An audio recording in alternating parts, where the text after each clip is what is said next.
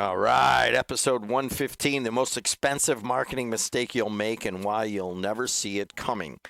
Some of the most expensive marketing mistakes look like smart, responsible decisions. In this episode, we break down a common pattern seen in marketing strategies for small and medium-sized businesses, where well-intentioned marketing hires quietly slow progress, drain momentum, and delay results. And I'm going to turn myself down slightly. See, you bring in new people like Joe Cimino right there, and every one of them makes the same exact mistake. And you know what that is? You're too loud. They run the audio too loud. Exactly. And so we're going to talk about young people making the same mistake or with your hires and so forth in this one. And there are hidden costs to this that are often overlooked with no red flags or dramatic failures, just time and money slipping away unnoticed. If your marketing feels busy but not effective, or if your marketing results always seem just one more week away, this episode will hit close to home. He's Matt Hansen. He comes from academia, but he actually has a little bit of experience in the real world as a digital marketing guru. How you been, man? I'm good. You see, I knew he had turned you off. There it is. There we go. Yeah, you're good now. All right. Yeah, no, I'm good. This one stemmed from kind of my week so far. I know we're only on Thursday, but I have had a week where I have talked with many businesses on this topic that we're going to talk about today. So let me bring you back to recently. We were doing some work in our house, and my wife wanted to put some wood floors, and she wanted to paint, and she wanted to do some trim work, and we did the fireplace and all this other stuff. And should have talked to the guy who just left. I know. Yeah. Well, anyways, but we're going into this process, and she starts saying, "All right, well, let's go buy the stone. You can do the fireplace. You can do the mantle. You can do the floors. You can do the painting. All of these things." And I finally just looked at her and I said, "Okay, stop. I am not doing any of that. I know I can do all of that, and I know, if you really want me to do this, I will do it. But I'm not going to do this." And she looked at me kind of funny, like, "But you do this all the time in other spaces." I said, "I do, but I don't want to do this job." And she looked at me and asked me why. And I said, "Because it's going to take me longer to do this, and we're going to spend money on things, and it's just not a good use of our time or a good use of our money. Let's not do this." So we didn't paint, but we ended up putting in wood floors. We ended up putting in stone around Real wood. So stone around the fireplace, a new mantle we ordered from Home Depot, and all this other stuff. And I hung a TV and all this other, right? So all of this work was done in literally like a week and a half, right? So we turned this whole room over in a week and a half. It was like 8 days. How long would that have taken me? Probably 3 weeks, 4 weeks maybe. And she had a timeline. She wanted to get it done. My daughter had some like a winter formal dance coming up, so she wanted pictures and all this other stuff. But why am I telling you this?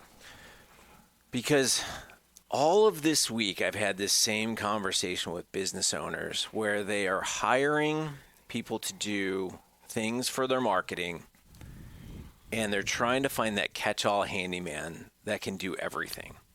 And they're calling me in panic because the handyman has either messed something up or doesn't know how to do something.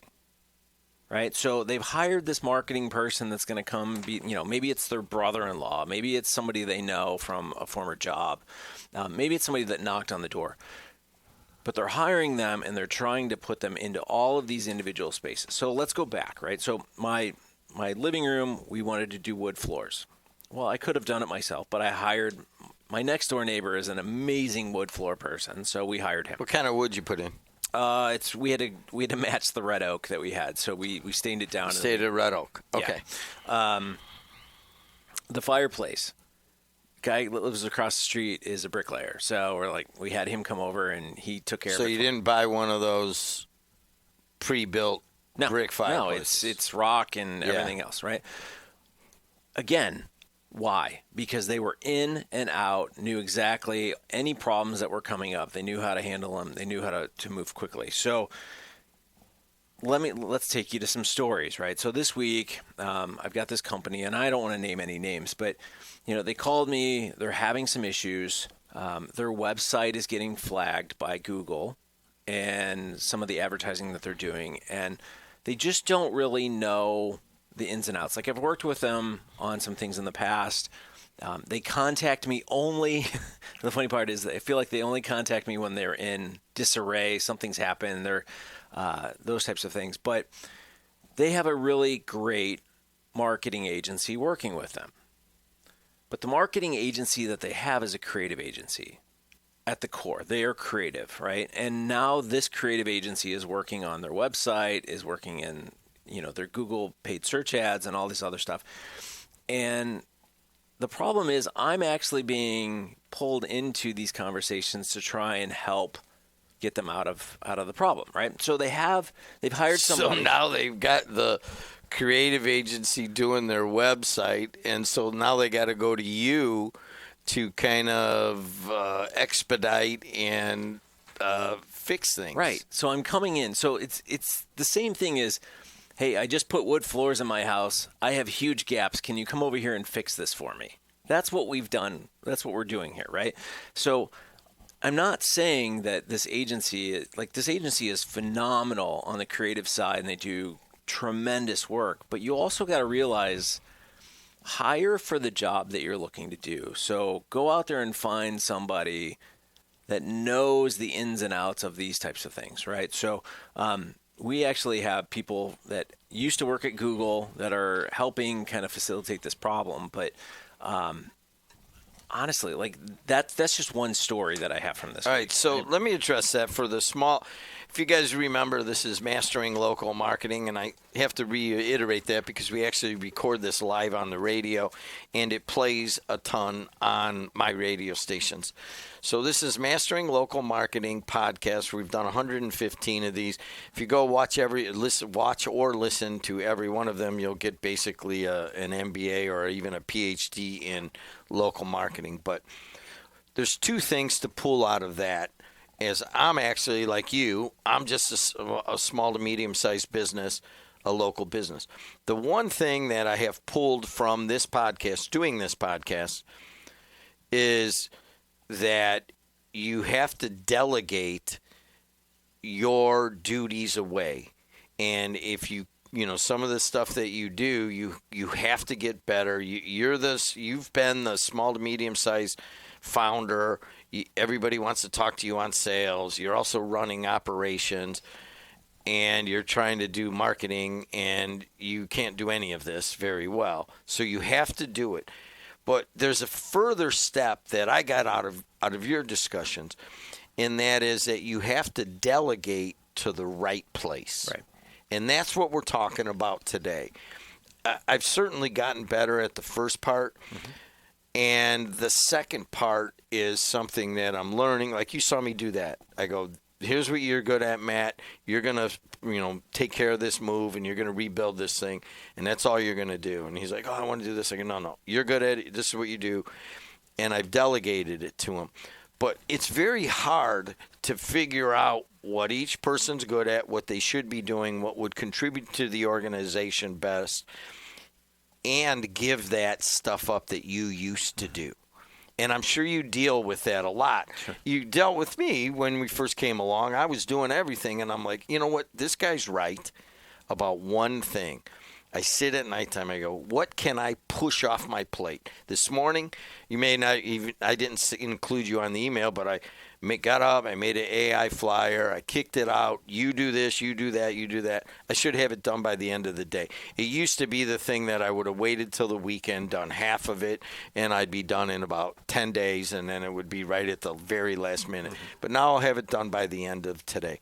So when you're talking about the small to medium-sized business owner, talk about that problem, delegating the tasks and delegating them to the right place.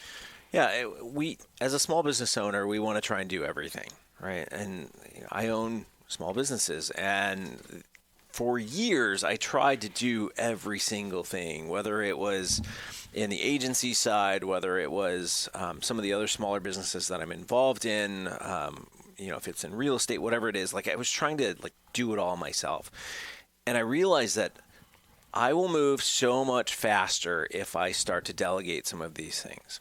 Right. So think in terms of I hire somebody to do everything, and now it takes a long time for that to get done. What are the other things that I'm missing out on? Am I missing out on sales? Am I missing out? Is it costing me extra dollars? Is it beyond the schedule or beyond the contract that we've signed with this person? I mean, there's all kinds of ways that we need to look at this.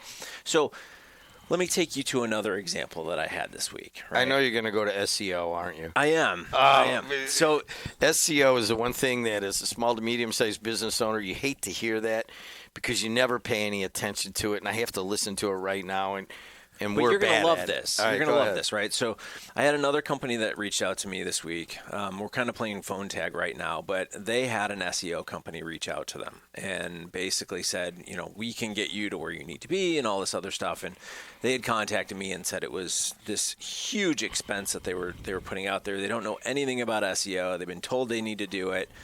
And would love to just have a conversation with me. And I said, sure, well, let's set up a call and we'll have a conversation. I said, but give me 5 minutes and I will tell you exactly where you need to go. So I went, looked at their website, looked at Google, looked to see if they had a Google profile. There, I knew that was coming. I knew you were going there. Didn't have one. And I said, there's there's where you need to go, right? So when we do connect, that's really, I'm not trying to sell them on that. I'm literally trying to say that if you want to show up in your local area, you need to be there, right? So there's all these tips and tricks and all these different things that you should be doing, right? So you should have an ability. And that's what the SEO firm charges you for. Exactly. So if you create that account, if you're generating reviews, you're uploading pictures and video, there's even kind of a little trick right out there right now where if you use Google Maps and you set your address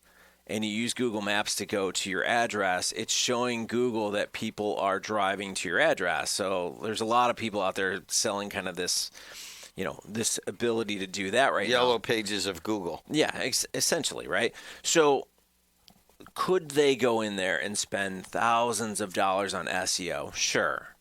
Are they going to see results tomorrow? No. And they're trying to see results right now. So all I'm telling them is it took me 5 minutes to go in there, find out that they don't even have a profile, build that profile, start populating it with reviews, populating it with imagery, video, whatever it may be.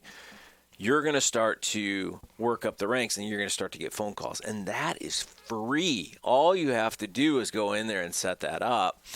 And you're not going to be charged, $3,000, $5,000, $10,000 for an SEO firm to come in and start doing stuff that you're not going to see results right away.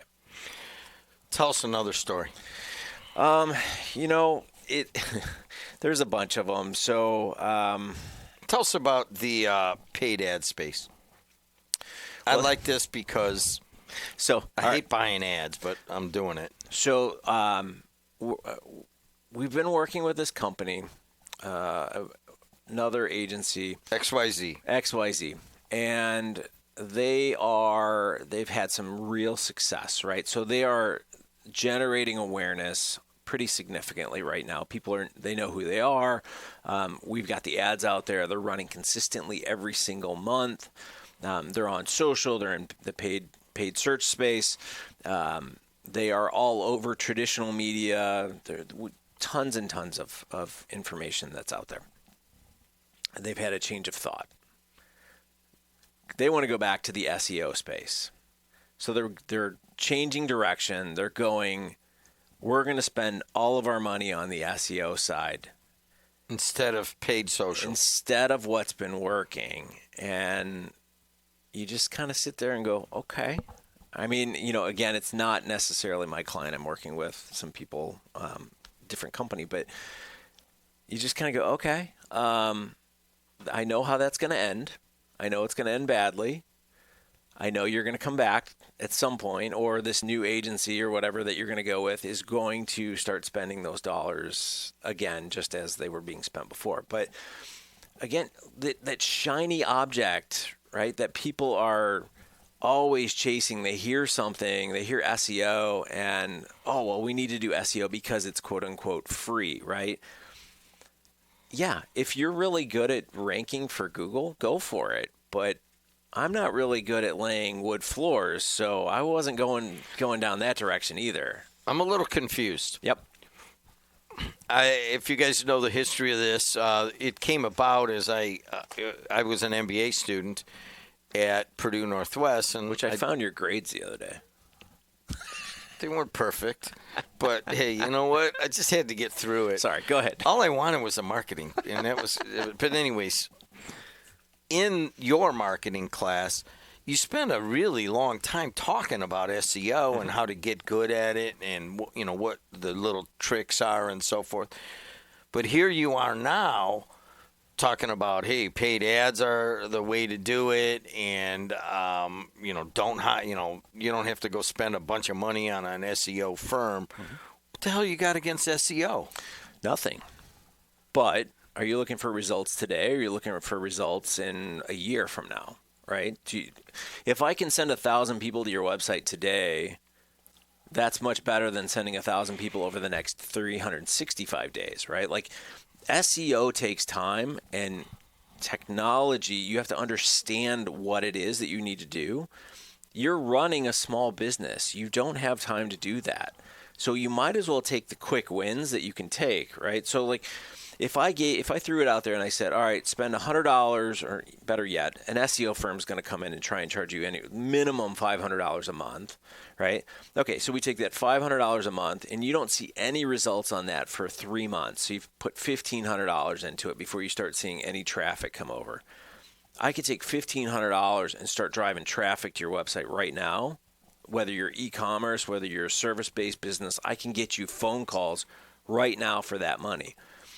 In addition, I can also tell you to go out there and build your Google profile, right? Your business profile, which is going to drive SEO. So what we're saying is, yes, there is value in focusing on SEO, but you are not the expert. So don't try to be the expert.